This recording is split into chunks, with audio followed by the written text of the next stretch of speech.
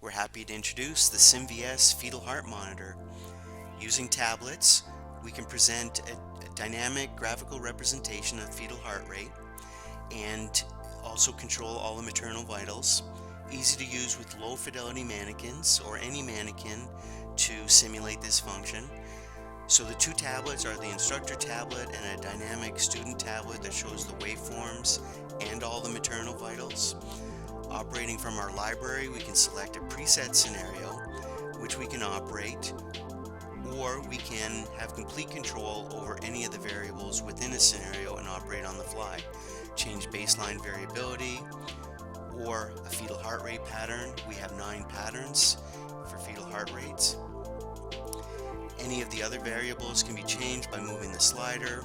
Select Run with Changes. The changes are instantly sent over to the student tablet. And finally, we have detailed checklists that will help you with debriefing and scoring and record keeping for your events.